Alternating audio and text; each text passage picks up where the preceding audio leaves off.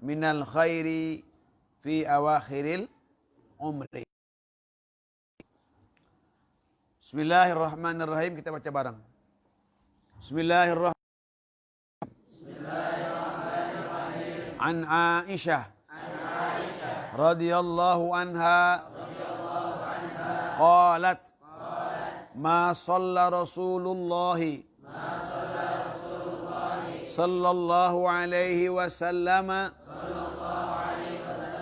salatan ba'da an nazalat alaihi idza jaa nasrullahi wal fathu illa yaqulu fiha subhanaka rabbana wa bihamdika Allahumma ighfirli subhanaka rabbana wa bihamdika Allahumma ighfirli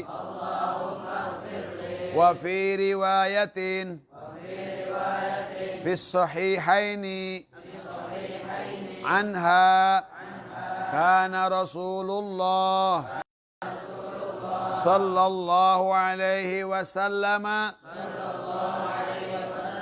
yukthiru an yaqula fi ruku'ihi wa sujudihi subhanakallahumma rabbana bihamdika Allahumma ighfirli subhanakallahumma bihamdika Allahumma ighfirli subhanakallahumma rabbana wa bihamdika Allahumma ighfirli. Lagi wa fi riwayatin li muslimin kana Rasulullah sallallahu alaihi wasallam yuksiru an yaqula qabla an yamuta subhanakallahumma wa bihamdika astaghfiruka wa atubu ilaik subhanakallahumma wa bihamdika astaghfiruka wa atubu ilaik subhanakallahumma wa bihamdika astaghfiruka wa atubu ilaik. Qalat qultu ya Rasulullah ma hadhil kalimatu allati araka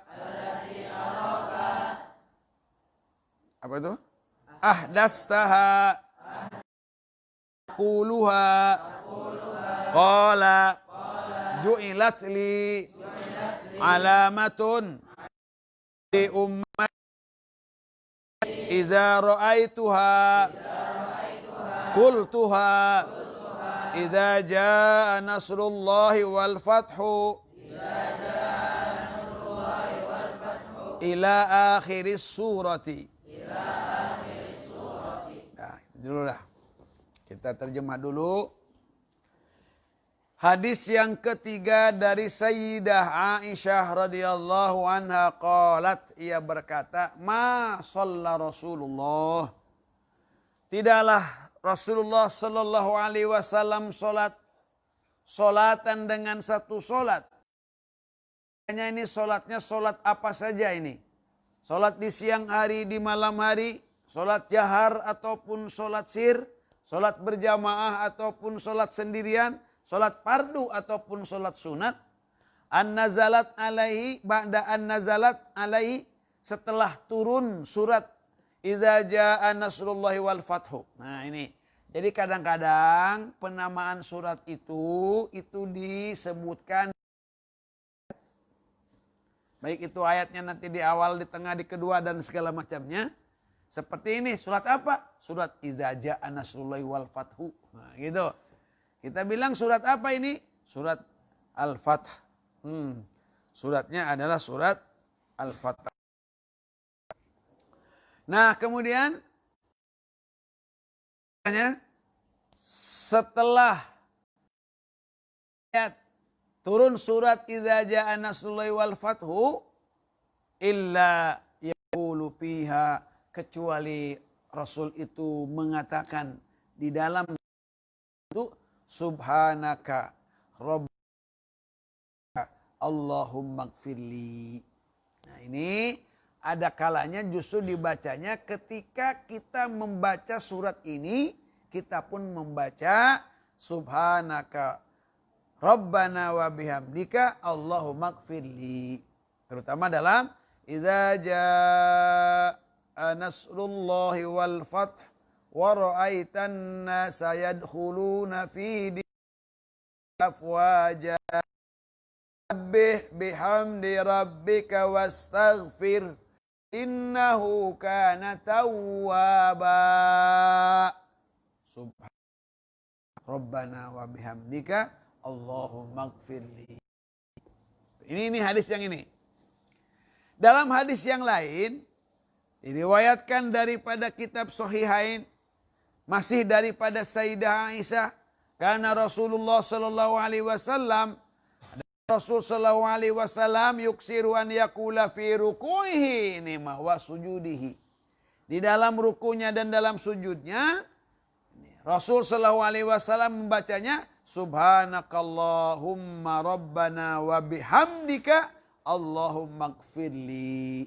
Ini bacaan ruku Rasul setelah surat An-Nasr itu turun. Kan tidak lama ya. Kira-kira antara berapa hari? 80 hari. 80 harian. Rasul sallallahu alaihi wasallam setelah turun ini meninggal dunia. Nah, jadi sekarang ini kita membaca bacaan apa? Bacaan sujud atau bacaan kita ruku. Itu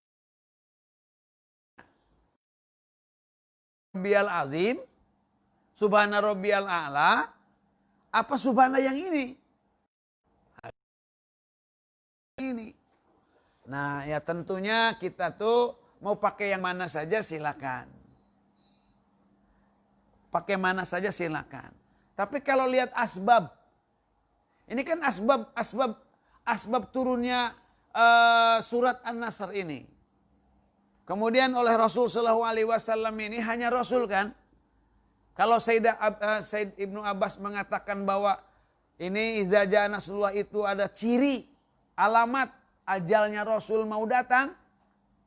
Makanya sahabat-sahabat ketika bilang al yauma akmaltu lakum dinakum, itu di matanya ini turunnya itu gembira banyak sahabat-sahabat itu. Sempurna, kita punya sempurna, agama kita sudah sempurna. Tapi ada sahabat-sahabat yang menangis. Di antaranya siapa yang disebutkan?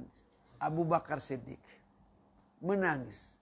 Idza jaa nasrullahi wal fathu wa ra'aitan nasa yadkhuluna fi dinillahi afwaja. Gembira sahabat. Ibnu Abbas menangis. Menangis. Kenapa coba kok bisa menangis? Ditanya kepada Sayyidina Abu Bakar diantaranya, kenapa engkau ini menangis? Orang-orang pada gembira kau menangis. Kata Sayyidina Abu Bakar ini, kalau agama ini sudah sempurna, aku sudah mencium ini baunya perpisahan dengan pembawa agama. Kalau agama sudah sempurna, maka tugas kerasulan selesai tugasnya. Maka tidak ada lain kecuali sudah dekat berpisahan dengan Rasulullah Sallallahu Alaihi Wasallam. Ini yang kemudian oleh Abu Bakar Siddiq ketika Rasulullah SAW meninggal. Karena ketika Rasulullah SAW meninggal ini sahabat-sahabat ini Masya Allah banyak yang gonjang. Jiwanya ini banyak yang terpukul. Seperti Umar sendiri. Umar malah menyambut pedang. Siapa yang mengatakan Muhammad meninggal nih dengan aku nih? Hah, siapa yang mana? Wah gitu kira-kira marah gitu kan. Masya Allah. Abu Bakar itu memang sudah paham betul Abu Bakar itu. Abu Bakar ini sudah sedih terus Abu Bakar ini. Setelah pulangnya daripada haji wada itu sedih Abu Bakar. Ini sudah ada tanda-tandanya. Makanya ketika Rasulullah SAW sakit itu Abu Bakar tuh menangis saja menangis. Udah rakyat. Oh ini nih. Ini tanda perpisahan ini. Nabi Muhammad kita sembuh gitu ya. Tapi di hati Abu Bakar udah tahu. Sudah ini saatnya perpisahan itu. Coba mau bagaimana kalau Ibnu Abbas mengatakan idza jaa nasrullahi wal fathu wa dzalika alamatu ajalika. Maksudnya begitu. Ini sudah jadi ajal, sudah ciri daripada ajal engkau wahai Muhammad. Fasabbih. Maka bertasbihlah. Maka bertasbih. Ada beberapa ulama ya yang dikasih tahu akan adanya kematian, seperti misalkan kita tahu ada cerita dari Temboro itu Kiai Uzairun. Abi mendengar langsung itu dari Maulana Syamsi. Yang beliau sendiri itu yang menemani beliau ketika bulan beliau meninggal dunia. Allahu Akbar. Ketika katanya ketika di Mekah itu sudah terungkap. Aku sudah kedatangan malaikat Ijrail. Jadi sudah ada alamat ajalik. Sudah ada seperti Rasulullah SAW. Dikatakan innaka atau zalika alamatu ajalika. Ini sudah jadi ciri ajalmu. Wah. Mewakafkan dirinya untuk dakwah mengikuti sunnah Rasul Sallallahu Alaihi Wasallam. Hidupnya ini untuk dakwah. Jadi pantas kalau ketika mau meninggal dunia itu, ketika dia mau meneruskan katanya mau makan bakso, ketika berbuka itu baksonya itu jatuh mau diambil oleh Maulana Syamsi itu, jangan katanya. Aku akan meneruskannya berbuka dengan Rasulullah Sallallahu Alaihi Wasallam. Kayak begitu tuh Pak Utsman bin Affan ya. Ketika dihadapkan dengan pemberontak, kematian sudah ada di depan. Ketika beliau sedang berpuasa, sahabat-sahabat menawarkan diri. Kata beliau sudah tahu Rasulullah SAW sudah menawarkan kepadaku. Kalau engkau mau akan aku tolong, kau selamat. Tapi kalau tidak, engkau nanti akan berbuka bersama aku. Dan Utsman bin Affan memilihnya untuk segera mati. Karena memilih ingin berjumpa bersama Rasulullah SAW. Ingin berbuka dengan Rasulullah SAW. Begitu kalau orang-orang baik itu, Masya Allah. Kita nggak tahu nasib kematian kita nanti kayak apa. Apa yang akan diperlihatkan oleh Allah Subhanahu wa Ta'ala kepada kita. Di saat ajal kita akan tiba. Kalau ulama-ulama besar Ada ulama model di Madang. Ajengan papa diantaranya. Ketika mau meninggal itu justru anak-anaknya dikumpulkan. Yang mengejalkan talqin. La ilaha itu hidup kepada orang yang mau meninggal dunia. Justru orang yang mau meninggal dunia mengajarkan talqin la ilaha illallah kepada orang yang masih hidup, kepada anak-anaknya, kepada para santrinya. Betapa mulia itu, alamat kematiannya luar biasa. Pasti mereka tidak bakal merasakan sakitnya mati. Tidak akan merasakan takut akan adanya kematian. Oleh Allah diperlihatkan surganya, sudah diperlihatkan ampunan Allah dan ridho Allah menjelang kematiannya. Dan itu menjadi kerinduannya. Ini Rasulullah Sallallahu Alaihi Wasallam dikasih alamat. Nah, apa yang diajarkan ketika orang itu mau atau tahu saat-saat kematiannya, yaitu bertahmid dan beristighfar. Nah, kalau kita biasanya